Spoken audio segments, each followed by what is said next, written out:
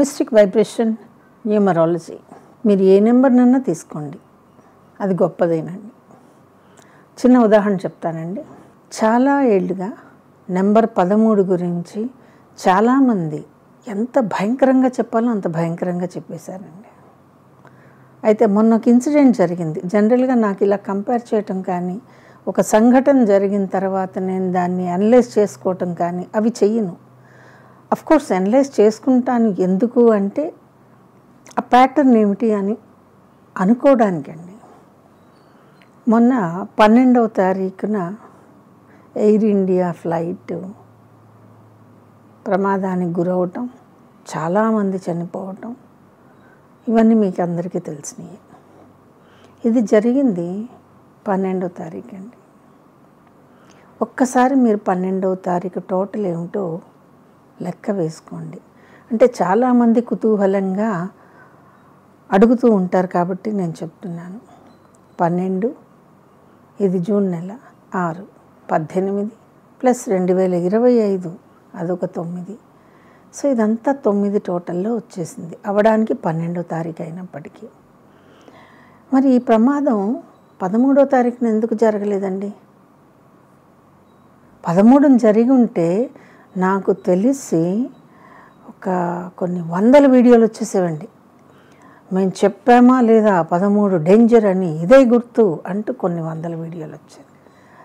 నేను నిజంగా thanks to universe అని ఎందుకు అనుకున్నానంటే అవకాశం వీళ్ళకి ఇవ్వలేదు. ఇప్పుడు చెప్పండి, మరి 12 ఎందుకు జరిగిందండి? అంటే ఇది ఎందుకు జరిగింది, దీంట్లో నెంబర్లు ఏంటి, ప్యాటర్న్, ఇవంతా అనవసరం అండి. ఓ నెంబర్ గురించి మాట్లాడుకుంటున్నాం మనం.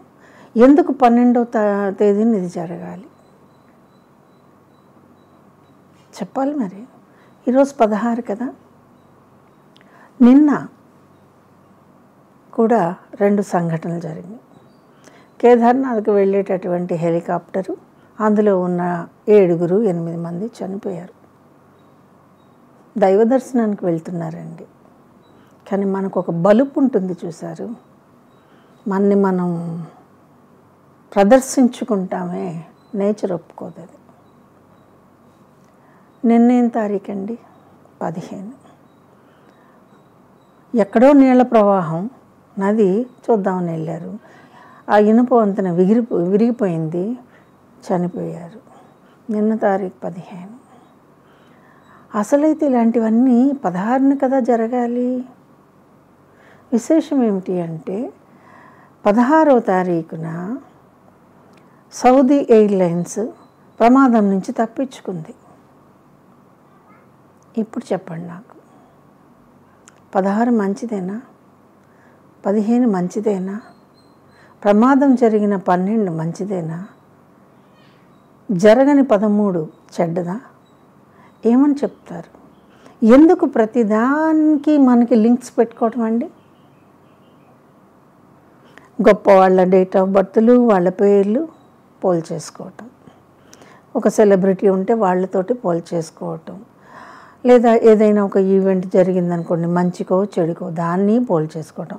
ఓ యాక్సిడెంట్ జరిగిందంటే చెప్పామా లేదా, అందులో 4, 8 ఉన్నాయి, అందుకే యాక్సిడెంటు. ఇలాగా మనల్ని మనము ప్రతి విషయంలో ఎక్కడో ఒక్కొక్కడ పోల్చుకుంటూ అసలు మన ఉనికిని మర్చిపోతున్నాం అన్నమాట. ఇప్పుడు తెలిసింది కదండి, ప్రతి నెంబరు మంచిదే, మంచిది కాని నెంబర్ ఏం లేదు. 13న మాత్రమే ప్రమాదాలు జరగాలి అని రూల్ ఏం లేదు కదా. 16న మాత్రమే అనివార్య ఘటనలు జరగాలి అని రూల్ ఏమీ లేదు కదండి.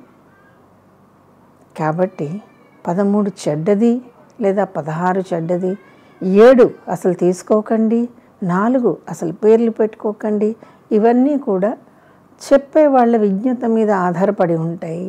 మిమ్మల్ని భయపెట్టాలి అనే ఉద్దేశమే నాకుంటే ఒక 10 వీడియోలు చేసి వదిలేస్తానండి మీ మీదకి, మళ్ళీ న్యూమరాలజీ జోలికి మీరు వెళ్ళరు. కానీ ఇది పద్ధతి కాదు. కాబట్టి అన్ని నెంబర్లు మంచివేనండి.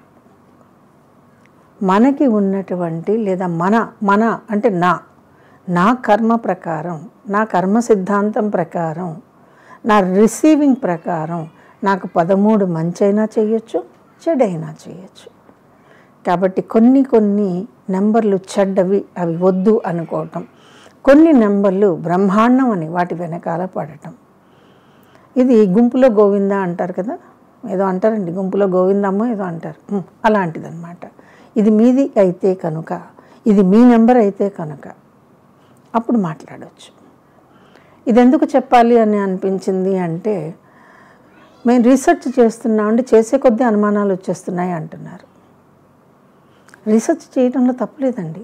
మీ పిల్లలకి పేర్లు పెట్టుకోవాలి అనుకున్నప్పుడు మీకు మీ సెర్చింగ్ ఇంజన్స్లో ఏమైతే చూపిస్తాయో వాటన్నిటిని ఫాలో అవటంలో తప్పలేదు. బట్ దేనికైనా సరే ఒక అథెంటిసిటీ ఉంటుంది. ఆ మూలంలో కనుక మీరు వెళ్ళి పర్ఫెక్ట్గా తీసుకుంటే వాట్ ఈజ్ వాట్ అని వస్తుంది. ఈ వీడియో కనుక మీకు నచ్చినట్లయితే లైక్ చేయండి, షేర్ చేయండి, మా ఛానల్ని సబ్స్క్రైబ్ చేయండి.